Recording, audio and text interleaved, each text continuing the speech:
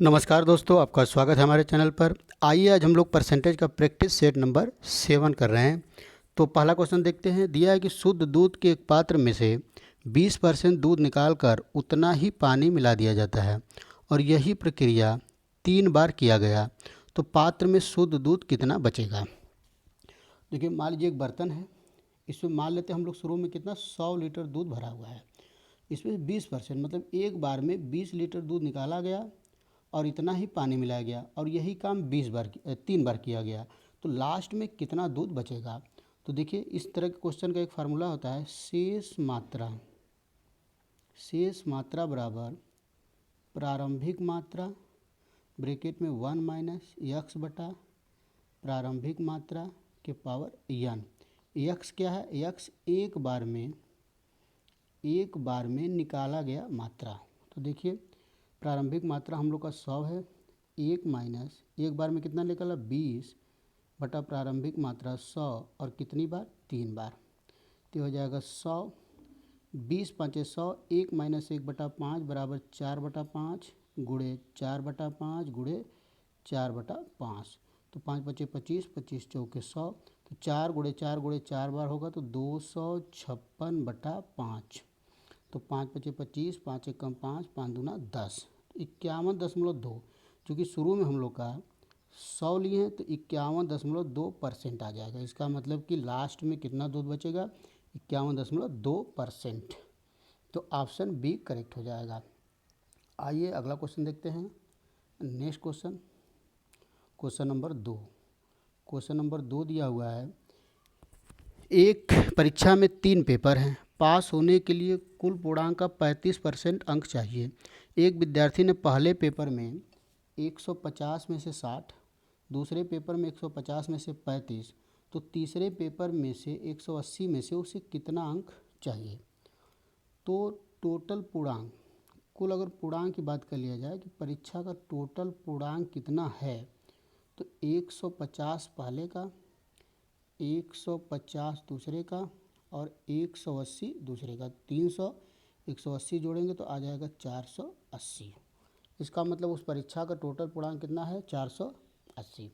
अब पास होने के लिए 35% चाहिए, तो पास होने के लिए कितना नंबर चाहिए, तो 480 का 35 बटा में 100, तो 0 से 0 कट गया, 5 सत्ते 35, 5 दूना के 10, 2 दूना के 4, 2 चौके 24, तो 24 गुणे 7 करेंगे, 7 चौके 28, 2 बच गया, 7 दूना 14, 2 16, 168। मतलब उस परीक्षा में उसे 168 नंबर पास होने के लिए चाहिए और उसने पाया कितना है, 62 पहले में और 35 दूसरे में, तो 5 2 7, 6 3 9, 97 नंबर पा गया। तो 168 में से 97 घटा दिया जाएगा, तो यहाँ बचेगा 1, 16 में से 9 गया 7। इसका मतलब उसे 71 नंबर और चाहिए तीसरे पेपर में।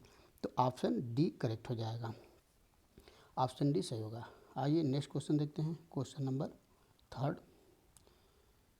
आइए दोस्तों अगला क्वेश्चन देखा जाए। क्वेश्चन नंबर 3 दिया है, किसी स्कूल में 2000 विद्यार्थियों में से 900 लड़के और शेष लड़कियां हैं।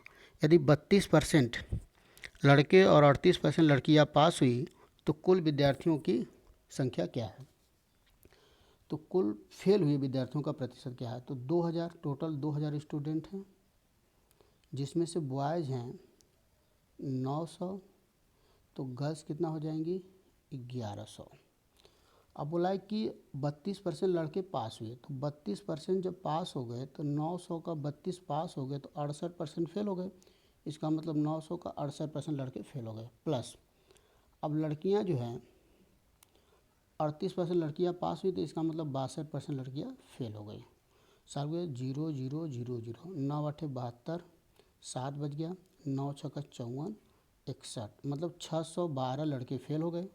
0 0 0 0, तो 62 गुणे 11 करेंगे तो 682, 682 लड़कियां फेल हो गई।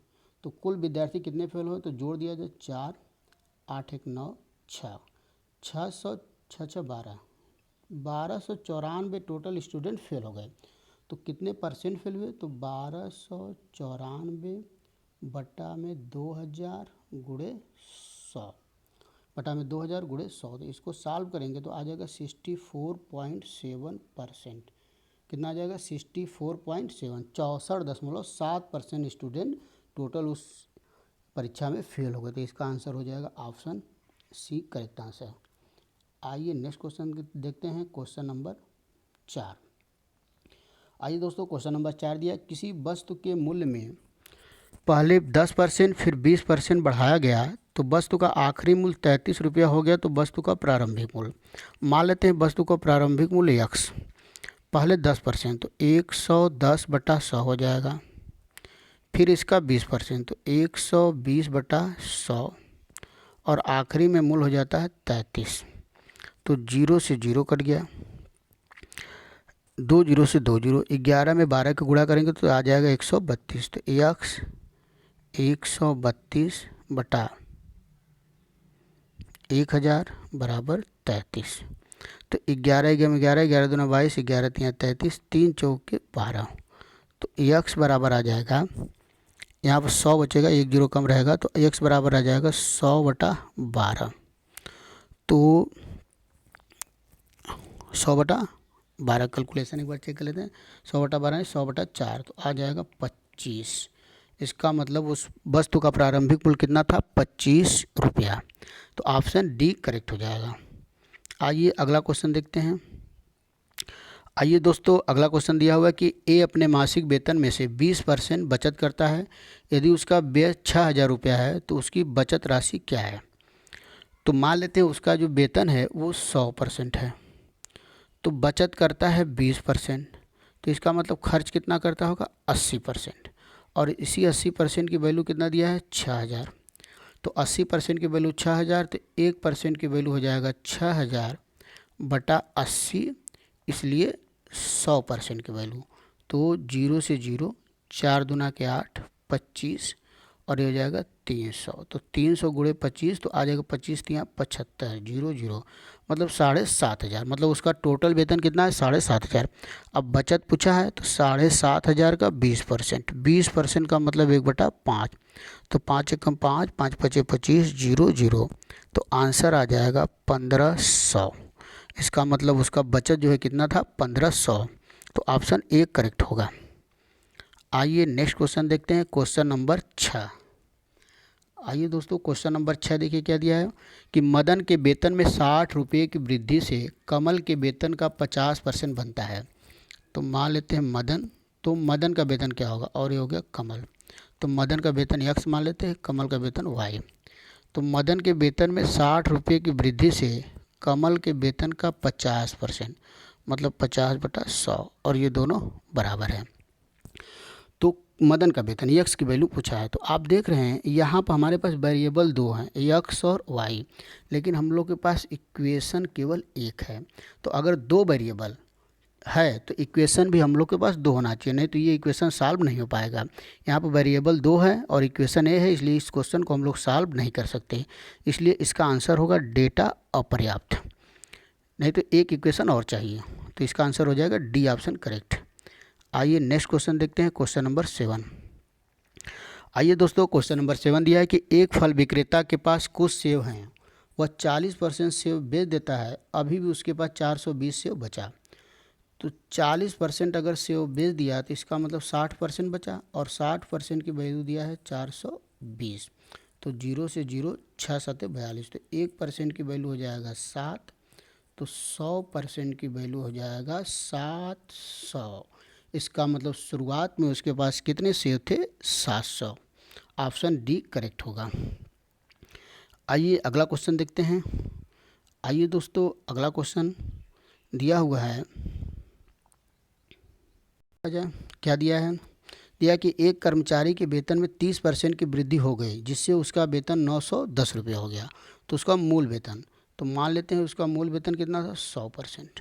अब 30% की वृद्धि होगी तो ये हो जाएगा 130%, और इसी की वैल्यू दिया है 910। तो 0 से 0, 13 7 91, तो 1% की वैल्यू हो जाएगा 7, तो 100% की वैल्यू हो जाएगा 700। तो ऑप्शन क्या हो जाएगा 700, मतलब ऑप्शन सी करेक्ट आंसर होगा इसका। आइए अगला क्वेश्चन देखते हैं, क्वेश्चन नंबर 9। आइए दोस्तों, अगला क्वेश्चन क्या दिया हुआ है कि एक गांव की जनसंख्या में 18% बच्चे हैं जिनमें 10% लड़कियां हैं। यदि लड़कियों की संख्या 90 है तो गांव की कुल जनसंख्या क्या होगी? तो मान लेते हैं गांव की कुल जनसंख्या हमारी कितनी, यक्स। अब यक्स में 18% बच्चे, तो यक्स का 18/100। फिर इसमें 10% लड़कियां हैं, तो इसका 10/100 बराबर 90। तो एक जीरो से एक जीरो, 18×5=90। तो यहाँ बच गया यक्स बटा, नीचे बच गया 1000 बराबर 5। तो यक्स बराबर आ जाएगा 5000। इसका मतलब उस गांव की जनसंख्या कितनी थी, 5000। तो ऑप्शन बी करेक्ट आंसर होगा। आइए अगला क्वेश्चन देखते हैं, क्वेश्चन नंबर 10। आज का हम लोग का लास्ट क्वेश्चन है दोस्तों। आइए देखते हैं। एक शहर की जनसंख्या एक दशक में 1,75,000 से बढ़कर 26,25,000 हो जाता है तो प्रति वर्ष औसत जनसंख्या में प्रतिशत वृद्धि क्या होगा? तो सबसे पहले तो हम लोग देख लेते हैं कि जनसंख्या में वृद्धि कितने की हुई। तो 2,6,2,5,0,0 में से 1,7,5,0,0 माइनस किया जाए तो 0, 0, 5, 12 में से 5 गया 7, 16 में से 8, 15 में 7 गया 8।